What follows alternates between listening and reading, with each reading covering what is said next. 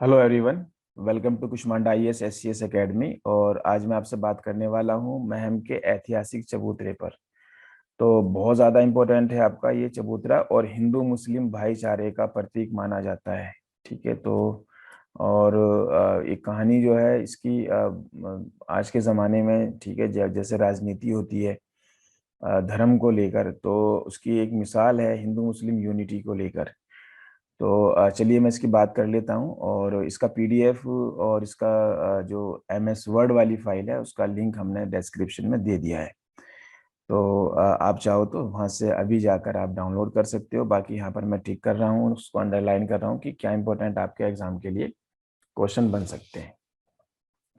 चलिए तो शुरुआत करता हूँ। और हरियाणा का ऐसा कोई क्षेत्र नहीं है जो स्वतंत्रता आंदोलन से ना जुड़ा हो। तो ये कुछ फैक्ट्स हैं जिसको मैंने यहाँ पर जो है अलग अलग पॉइंट्स में रखने की कोशिश की है। और मैं अपनी बात पर आ जाऊंगा फिर, जो आपको ये भी बताऊंगा जैसे मैं बताता हूँ हमेशा कि सवाल कहाँ से बनेगा। तो यहाँ पर अनेक ऐसे स्थल भी हैं जहाँ क्रांतिकारी एकत्र होते थे और गुप्त मंत्रणा प्राचीन इतिहास की कहानी कह रहे थे। हालांकि इन स्थलों में जर्जर अवस्था अभी है नजर आती है। ऐसे अनेक मंदिर, मस्जिद, अन्य स्थल आज भी मौजूद हैं। ठीक है। और वर्तमान पीढ़ी को उन लोगों की कुर्बानी को वो बता रहे हैं, वो सारे जितनी भी इमारतें हैं, कि उन्होंने किस तरीके से अपनी जवानी देश की रक्षा में कुर्बान कर दी। और इन क्रांतिकारियों के साथ साथ उनकी जो पत्नियां हैं, उनकी शहादत के बाद अपनी इज्जत बचाने के लिए इन पत्नियों ने भी अपना बलिदान दे दिया। तो ऐसा ही एक स्थल माहम का चबूतरा या सतियों का स्मारक भी इसको बोलते हैं।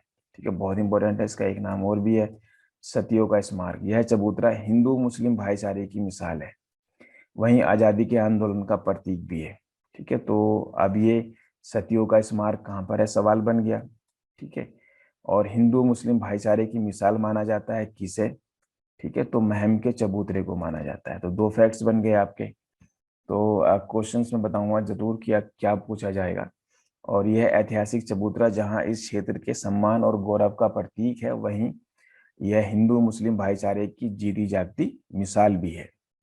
तो चबूतरे की कहानी आप जुड़ी हुई है 1857 के रिवोल्ट से। ठीक है, तो आपको याद आ गया होगा, नहीं तो आप ये फैक्ट्स जरूर करने हैं आपने। 1857 की क्रांति, रानी लक्ष्मीबाई का नाम सुना होगा, बहादुर शाह जफर का, बख्त खां का नाम अब आपको याद आया होगा।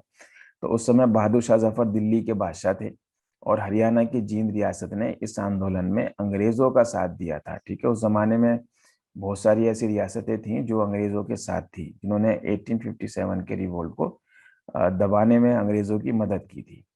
तो कर्नल हडसन यहाँ के प्रमुख सैन्य प्रभारी थे। ये सवाल एक और बन गया, जींद पर सवाल बन गया, कर्नल हडसन पर सवाल बन गया। इस आंदोलन में अंग्रेजों को रसद और गोला बारूद की जो सप्लाई दिल्ली को करनी पड़ती थी, उसके रास्ते में महम पड़ता था। समझ, रसद और गोला बारूद जो कि दिल्ली पहुंचता था। इस समय महम के नवाब सफरू खान हुसैन थे, सफरू हुसैन खान थे। ठीक है, तो ये इंपॉर्टेंट फैक्ट्स है आपका कि महम के नवाब कौन थे उस जमाने में 1857 में। तो उनका सफरू हुसैन खान नाम था। तो अंग्रेजों की दिल्ली सप्लाई को ठप करने के उद्देश्य से शाही सेनापति बख्त खान, राजा वल्लभगढ़ का सेनापति गुलाब सिंह और हिसार हांसी के नवाब और महम के जागीरदार सफर हुसैन खान के नेतृत्व में ये इकट्ठा होते हैं। ठीक है, और उनसे अनुरोध करते हैं कि दिल्ली जाने वाले अंग्रेजों की जो खाना पानी है, सामान है, उसकी सप्लाई को रोकें। दूसरी तरफ जींद में अंग्रेजों के साथ सिख रजवाड़े, रजवाड़े आपके प्रिंसली स्टेट्स के नवाबों की एक बैठक हो रही थी उस टाइम पर। और इस बैठक में फैसला लिया गया कि कि जींद से दिल्ली को सप्लाई की जाएगी और वह महम के नवाब सफल या सफरू हुसैन की देखरेख में जाएगी। ठीक है। चलिए, तो सफरू हुसैन खां के पास अंग्रेजों का यह प्रस्ताव लाया गया तो उन्होंने ऐसा करने से मना कर दिया। मतलब वो जो सप्लाई जानी थी दिल्ली के लिए, वो सफरू हुसैन खां को ही अंग्रेज देना चाहते थे कि भाई आप जिम्मा ले लो उसको वहां तक पहुंचाने का। लेकिन सफरू खान ने मना कर दिया और साथ ही खुली बगावत का ऐलान भी कर दिया, अंग्रेजों के खिलाफ वो हो गए। बाद में सफरू खान ने लाहौर, हांसी, हिसार आदि रियासतों के नाम की एक बैठक बुलाई और अंग्रेजों को दिल्ली सप्लाई तय करने के पर विचार विमर्श किया गया उसमें। तो एक जेसी जाट हैं को इस काम की जिम्मेदारी सौंपी गई। और 1857 में महम 4 तपों में बटा हुआ था। ये उनके नाम है: मुढ़ाल, बलम्मा, निंदाड़ा, सामड़। पूछा जा सकता है कि महम कौन से 4 तपों में बटा हुआ था। जेसी जाट ने तपेधारियों को एक बैठक तालाब पर, जहां एक चबूतरा बना हुआ है जिसका हमने जिक्र अभी किया है, बुलाई, जिसमें आगे की रणनीति तय की जानी थी। इस रणनीति में जेसी जाट के नेतृत्व में मुंडाल, महम, खरकंडा गांव में अंग्रेजों के खिलाफ मोर्चा लगाया गया। ठीक है।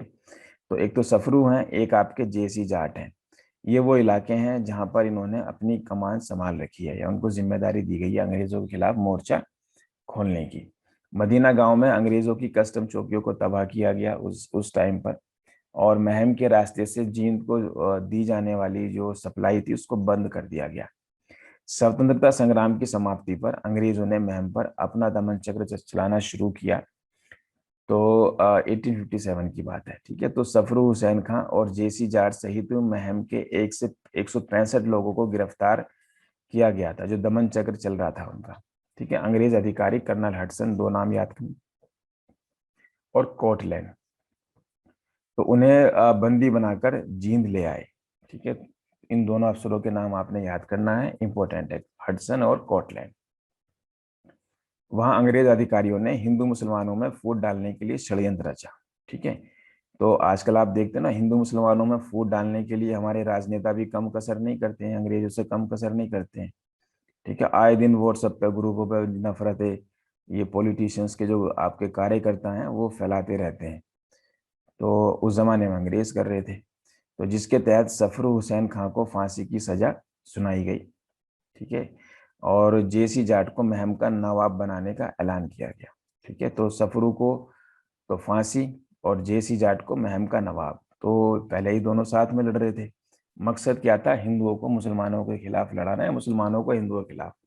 जेसी जाट इस बात को समझ गए कि भाई हम तो दोनों इनके खिलाफ थे, हम मिलकर लड़ रहे थे, एक को फांसी दूसरे को नवाब बना रहे हैं, तो अंग्रेज फूट डाल रहे हैं। कॉन्स्पिरेसी समझ में आ गई कि अंग्रेज ऐसा करके हिंदू मुसलमानों में फूट डलवाना चाहते हैं, इसलिए उन्होंने नवाब के प्रस्ताव को ठुकरा दिया। इससे क्रोधित होकर अंग्रेजों ने सफरू हुसैन खां और जेसी जाट सहित सभी 165 लोगों को सजा सुना दी। ठीक है। 165 फिगर आपने याद रखना है। बाद में महम लाकर उन्हें फांसी पर लटका दिया गया। महम के लोगों ने 165 शहीदों के शवों को महम के तालाब के पास दफना दिया। एक तालाब था वहां पर। क्योंकि इन लोगों का एक साथ अंतिम संस्कार करने की व्यवस्था नहीं हो पाई थी, तो दफना दिया गया। कोरोना में भी आपने देखा। तो जहां इन 165 लोगों को दफनाया गया, वहां एक चबूतरा भी बनवा दिया। इस चबूतरे के एक और नमाज अदा करने की जगह बना दी गई और दूसरी ओर संध्या करने की व्यवस्था भी की गई। तो इसलिए इसको हिंदू मुसलमान भाईचारे का की मिसाल माना जाता है। ठीक है। क्योंकि इसमें हिंदू और मुसलमान मिलकर लड़ रहे थे। और हर वर्ष अमावस्या के दिन हिंदू इस चबूतरे पर शहीदी स्मारक पर घी का दिया जलाते हैं और श्रद्धांजलि अर्पित करते हैं, जबकि मुसलमान जो है उसके दूसरे कोने पर चादर चढ़ाते हैं। और महम के पश्चिम दिशा में इन्हीं वीरों की स्मृति में एक जोहड़ भी बनी हुई है, जिसको मुरंड जोहड़ के नाम से जाना जाता है। लगभग 200 एकड़ में फैले इस जोहड़ के बारे में मान्यता है कि स्वतंत्रता संग्राम में शहीद हुए वीरों के शवों को दाह संस्कार से पूर्व इसी तालाब में नहलाया जाता था। इसी कारण इस जोहड़ का नाम मुरंड जोहड़ पड़ गया है। तो मुरंड जोहड़ कहाँ पर है, ये सवाल पूछा जा सकता है। महम के पूर्वी भाग में थोड़ी दूरी खेड़ी गांव के पास सतियों का स्मारक भी बना हुआ है। कई सौ वर्ष पूर्व भारी आक्रमणकारियों से लोहा लेते हुए महम के 750 वीर युद्ध में काम आए थे। ऐसे में उनकी पत्नियों ने हमलावरों के हाथ अपनी लाज गंवाने की अपेक्षा चिता में जलकर मरना उचित समझा। इन्हीं सतियों की स्मृति में यहाँ 750 स्मारक बनाए गए, जिनमें ज्यादातर उजड़ चुके हैं। खेतों में स्थित शेष रहे 20 से 30 स्मारकों पर निस्तब्धता छाई रहती है तथा धर्मप्राण औरतें अब भी पूजा भावना से यहाँ पर एकत्रित होती हैं। तो ये कहानी जो है आपकी महम के चबूतरे की है, जिसमें बहुत सारे सवाल आपसे